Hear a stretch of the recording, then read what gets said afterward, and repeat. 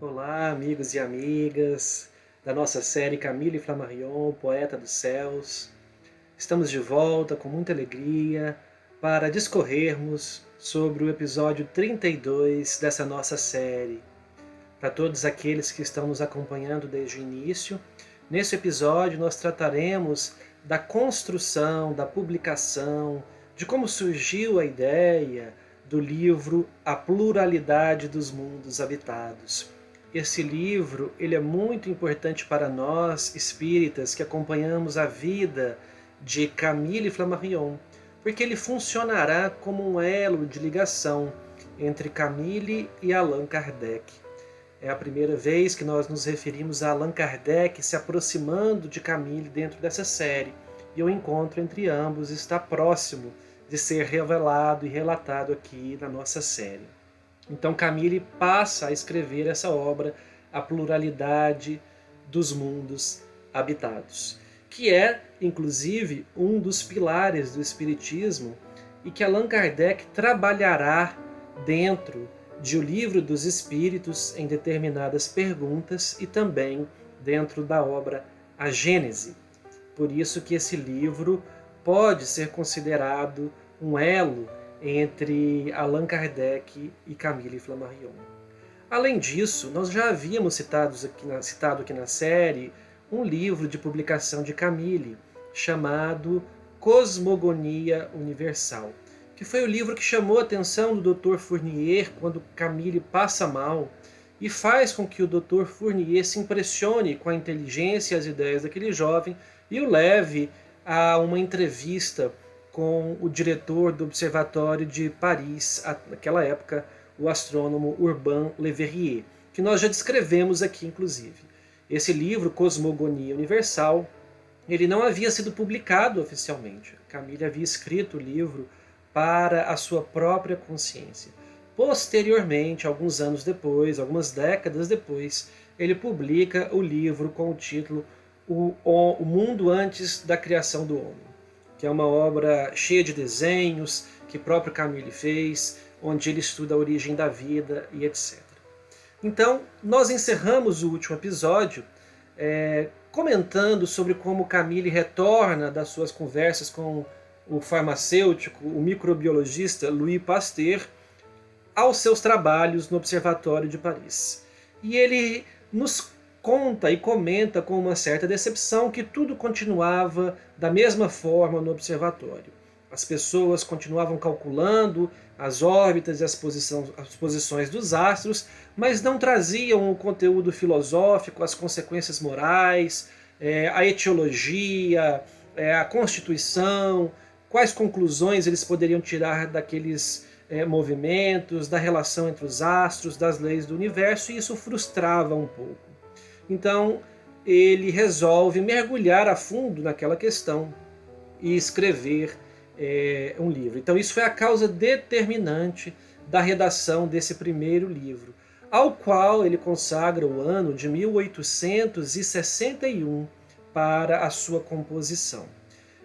Lembro que o Livro dos Espíritos foi publicado pela primeira vez em 1857.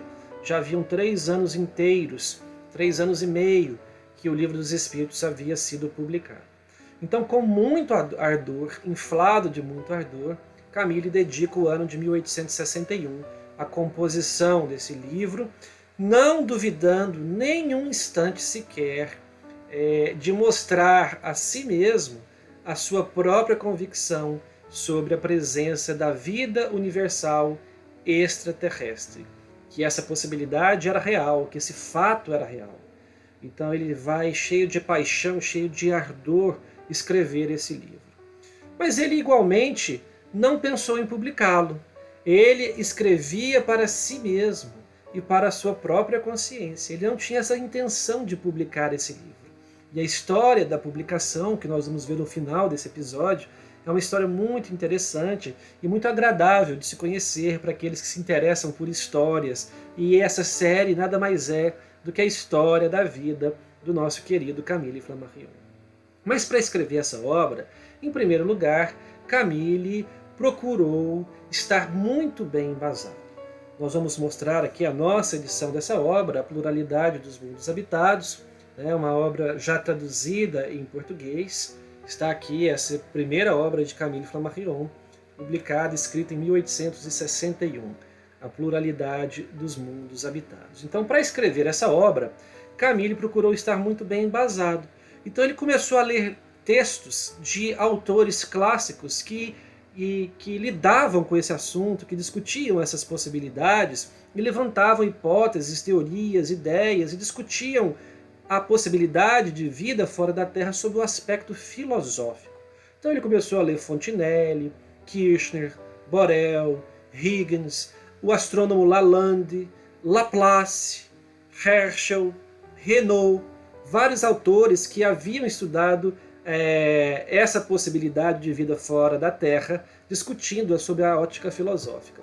Mas não satisfeito em ler esses autores contemporâneos, ou pelo menos mais próximos dele, Camille faz uma viagem no tempo e busca ler também o que dizia sobre esse assunto Galileu Galilei, Johannes Kepler e Nicolau Copérnico, que são três gigantes da astronomia, responsáveis por uma revolução no conhecimento astronômico alguns séculos antes do próprio Camille Flammarion. Então ele busca nesses autores comentários e ideias a respeito desses temas. Mas não satisfeito também, para que ele pudesse estar muito bem embasado sob o ponto de vista histórico, como essa ideia evoluiu ao longo da humanidade, ao longo dos anos e séculos da humanidade, como isso foi progredindo de autor para autor, como a ideia foi evoluindo, ele então começou a estudar as ideias de Plutarco, as ideias dos platonianos, dos pitagorianos, a respeito da vida em outros planetas. E, não satisfeito também, ele mergulha no tempo até os druidas, que receberam Allan Kardec em seu seio, na sua sociedade, muitos séculos antes, como um de seus membros, e então Camille Flammarion estuda as ideias dos druidas também a respeito disso. E aí ele constrói, nos primeiros capítulos dessa obra, A Pluralidade dos Mundos Habitados, o pensamento histórico a respeito da vida em outros planetas. Desculpa. Quem eram esses autores, o que eles diziam, como eles argumentavam a favor dessa hipótese e por que Camille acreditava que essa hipótese era correta, que esses autores estavam corretos. E a cada vez que ele percebia que esses autores caminhavam na mesma direção que ele, no mesmo pensamento, tinham as mesmas ideias e os mesmos raciocínios, quando ele percebia que as suas opiniões estavam embasadas por esses autores, ele passou a estudar cada planeta do sistema solar, baseado nos conhecimentos astronômicos modernos à época. Então ele estudou o planeta Mercúrio, tudo que se sabia de Mercúrio, tudo que se sabia de Vênus, tudo que se sabia de Marte, Júpiter, Saturno, Urano e Netuno, para ele discutir a possibilidade de vida nesses planetas. E ele confessa que a sua grande musa inspiradora era o planeta Marte. E Camille vai ter uma relação muito próxima com Marte ao longo de várias publicações. Então Marte era realmente aquele mundo que mais o inspirava. Atualmente, nós humanos estamos em Marte, com várias sondas, vários robôs, estudando a possibilidade de vida lá naquele planeta. Imaginamos que Camille adoraria saber o que está acontecendo em Marte e nas pesquisas a respeito de vida fora da Terra nesse momento. Então ele estuda os planetas e essa vem a segunda parte do livro, a caracterização dos planetas do Sistema Solar. Depois ele mergulha no estudo da natureza da própria Terra, como que a natureza na Terra tem as suas próprias leis, como que a vida surgiu dentro da Terra, como ela progrediu dentro da Terra, quais são as condições de vida necessárias para o surgimento de vida, as condições bioquímicas necessárias para o surgimento de vida no planeta Terra, usando o próprio planeta Terra como referência para embasar a possibilidade do surgimento de vida em outros planetas. Então essa é a estrutura do livro, A Pluralidade dos Mundos Habitados, uma revisão histórica e filosófica belíssima, riquíssima. Depois, a estrutura dos planetas do Sistema Solar, e depois a Terra como modelo e como exemplo de surgimento de vida no que se refere às condições bioquímicas. E quanto mais ele avançava nesses estudos, mais a sua convicção de que ele estava correto aumentava. Aquilo era, para mim, a apoteose da astronomia e de seu fim supremo. Olha que frase. Aquilo para mim era a apoteose da astronomia e de seu fim supremo. A apoteose do seu fim supremo. Era para isso que ele estudava a astronomia, para tentar compreender os planetas e a vida fora da Terra. Tudo isso guardado sob um guarda-chuva divino. A relação entre os mundos e como isso nos levaria à ideia de um Criador, a nossa posição dentro do espaço, dentro do tempo universal. E não apenas aquele fim astronômico de calcular a posição e o movimento dos astros. Ele queria ir além, mergulhar dentro da profundidade filosófica que a astronomia nos traz. E aí ele cunha uma frase, um parágrafo, que eu também tomaria a liberdade de ler para que a gente possa perceber essas ideias de Camille.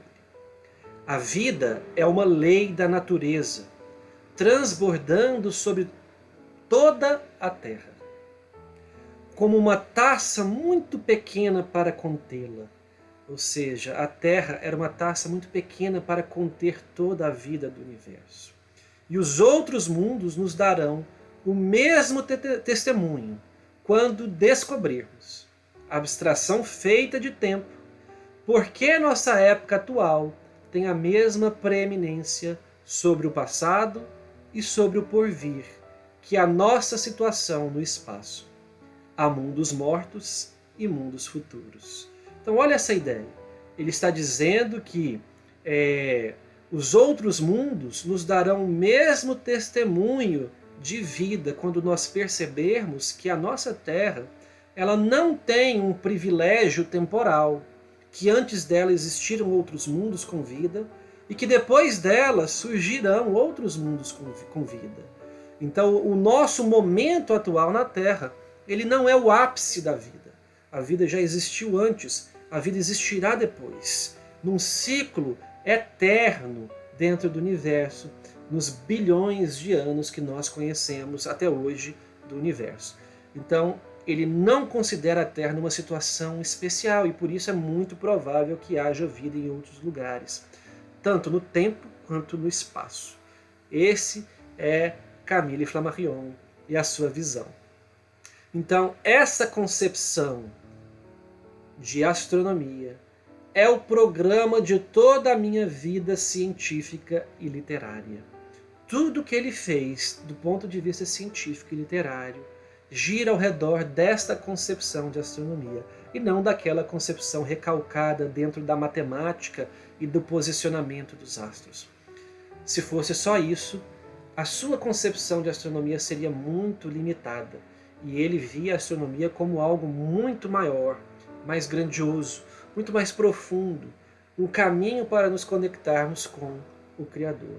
Agora, é óbvio que Camille enxergava e sabia que ele tinha nos outros astrônomos grandes adversários das suas ideias. Nem todo mundo, aliás, apenas a minoria, como nós já descrevemos aqui ao longo da nossa série, também tinham essas mesmas visões que ele, essa nova astronomia. As pessoas ainda enxergavam a astronomia como os antigos astrônomos, como Le Verrier enxergava a astronomia.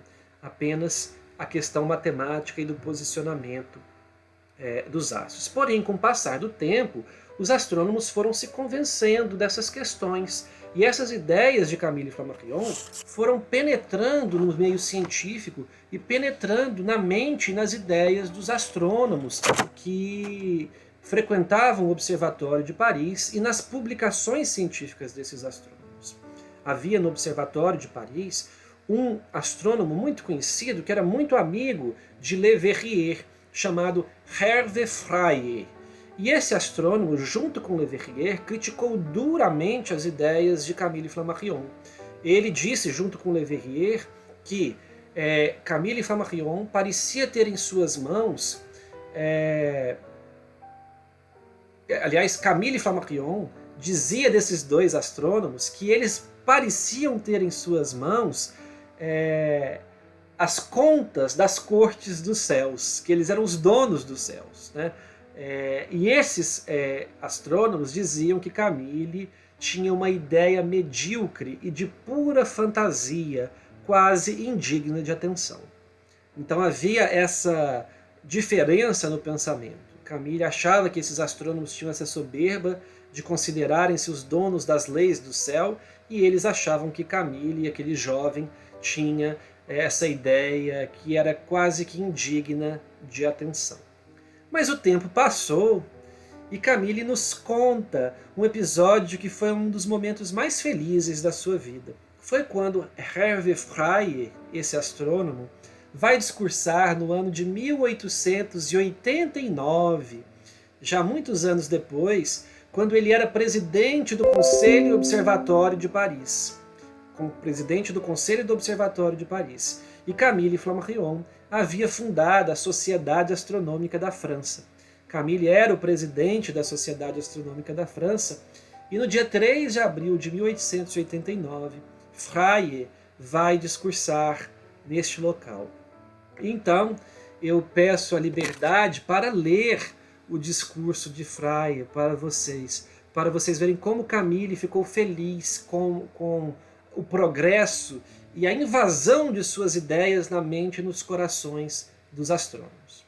Então, abrindo aspas para Frey. Astrônomos profissionais consideram a ciência astronômica de um ponto de vista muito elevado, com certeza, mas talvez um pouco estreito.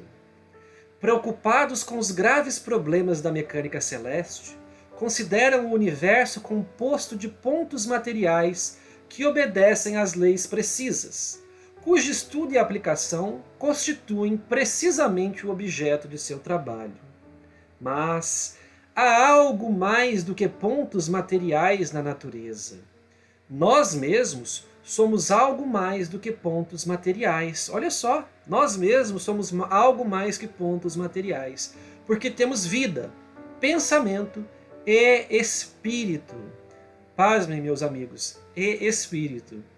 Os globos planetários não são apenas corpos inertes arrastados pelas leis da mecânica. São, em graus variados e em momentos diferentes, o teatro de uma vida organizada, talvez de uma vida humana mais ou menos desenvolvida. Colocando-se neste ponto de vista, Messier Flammarion pôde descobrir na astronomia algo diferente do árido estudo dos movimentos celestes e das gravitações. Neste caminho, conseguiu chamar a atenção do público e interessar a uma grande multidão pela ciência que lhe era completamente estranha. Dessa forma, Messier Flammarion, que já era apreciado entre os astrônomos práticos, especialmente por seus trabalhos sobre estrelas duplas, prestou um verdadeiro serviço à instrução pública, transformando, por assim dizer, o método de ensino astronômico. Veja como ele modificou a sua opinião. Como essas ideias de que os mundos podem ter outras humanidades, de que o corpo pode ser regido por um espírito, e a importância dessa poesia e dessa filosofia de Camille para divulgar a astronomia para as pessoas leigas, modificou-se dentro do seu coração e das suas ideias. Então, Camille confessa que esse foi um dos seus grandes triunfos. Ele havia esperado mais de um quarto de século para que as suas ideias chegassem aos astrônomos oficiais. E ele estava, por fim, satisfeito. Isso foi em 1889, muitos anos depois que ele escreveu A Pluralidade dos Mundos Habitados. E por que isso era importante para Camille? Se o grande público, os seus grandes leitores, já estavam familiarizados, já estavam em ressonância com essas ideias, por que ele queria que os cientistas oficiais, os astrônomos oficiais, também aceitassem e acatassem essas ideias? E é ele mesmo que nos responde isso. Ele gostaria de qualidade além de quantidade de seguidores. Ele queria que os cientistas oficiais levassem essas ideias para dentro da academia, para que essas ideias filosóficas sobre a pluralidade dos mundos habitados, que consequentemente levariam as ideias da alma imortal e de Deus como Criador do universo pudessem se difundir dentro da academia. Segundo ele, há quantidade e qualidade. Pequenos e poucos diamantes valem mais que toneladas de carbono, mesmo tratando-se dos mesmos átomos constituintes. Então veja que ele queria alguns diamantes da sabedoria, da ciência, ao seu lado, defendendo essas ideias. Mas vamos agora, então, conversar um pouco sobre a história da publicação do livro, né?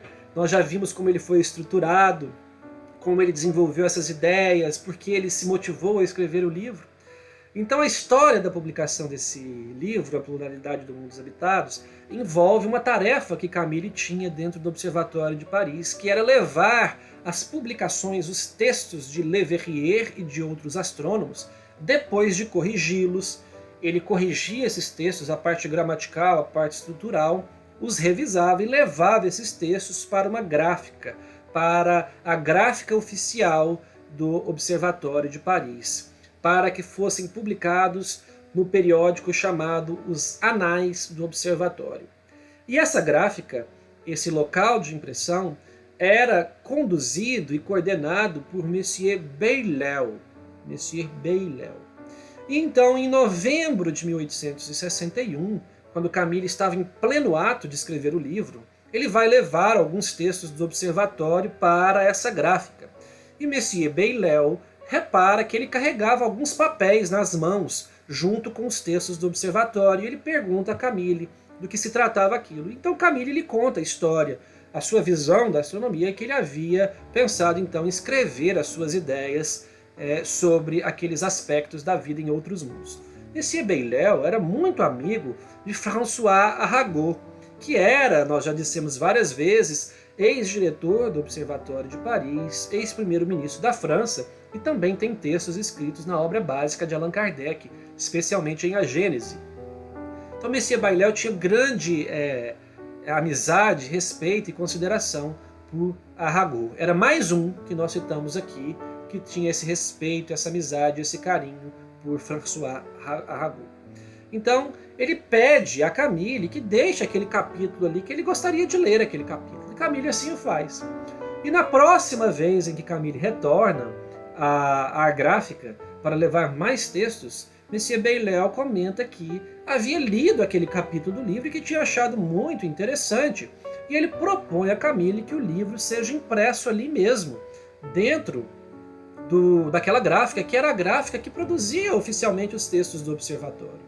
E como Camille trabalhava no observatório, por que não que a gráfica fosse responsável pela publicação daqueles textos? Mas Camille retruca, dizendo que ele não havia pensado em publicar aquele livro, que ele não tinha tido essa ideia, que não tinha escrito para esse fim, e que o livro nunca estaria acabado, porque as suas ideias sobre esse assunto eram infinitas. Então ele nunca poderia publicar aquele livro ali. Mas Monsieur Bailel insiste inicialmente, mas depois conversa com Camille e diz o seguinte: olha, a gráfica está à sua disposição. Quando você quiser, faça como quiser, nós podemos publicar o livro para você. E Camille então pensa sobre o assunto e ele acaba se preocupando muito com a questão dos custos. Ele não tinha condições de pagar aquela publicação. E ele faz essas perguntas práticas para Monsieur Bailel. Monsieur Bailel revela a Camille que cada volume daquela impressão custaria aproximadamente 2 francos, que, portanto, para que Camille pudesse publicar centenas de cópias, algumas centenas de francos seriam necessários. E Camille, então, aceita aquele desafio, conversa com seus pais, dizendo que a partir daquele momento ele faria economias mensais para quitar a sua dívida lentamente com aquela gráfica, uma vez que Monsieur Bailel havia dito que ele poderia pagar quando quisesse, como quisesse. Ele então conversa com seus pais, refere que faria essas economias, comenta inclusive que deixaria de comprar alguns livros que ele gostaria muito de ler para que pudesse quitar a sua dívida, lembrando que os Flammarion tinham essa honra e essa dignidade, e Camille aprendeu isso com seu pai, né? Então ele faz esse compromisso e o livro acaba sendo publicado. E Camille fica muito orgulhoso por ver que no ano de 1862 o seu livro A Pluralidade dos Mundos Habitados sai e é vendido em algumas livrarias da área, e nós vamos ver que a própria venda dos livros iriam pagar o custo dessa produção. Mas o que acontece depois dessa publicação? Quando os astrônomos do Observatório de Paris leem a obra, especialmente Urbain Le Verrier, eles não ficam nada satisfeitos com a divulgação daquelas ideias. E Camille então vê o seu salário ser cortado imediatamente, porque ele fora então demitido e convidado a se desligar do Observatório de Paris. E passará por algumas dificuldades e encontrará algumas soluções. No episódio seguinte, nós vamos ver como Camille lidou com essa situação, a quem ele recorreu e quais são as suas impressões pessoais de Le Verrier, agora que esse diretor do Observatório de Paris havia convidado-o a se retirar do Observatório de Paris. Não percam essas histórias no próximo episódio da nossa série Camille Flammarion, o Poeta dos Céus. Um grande abraço a todos e fiquem com Deus.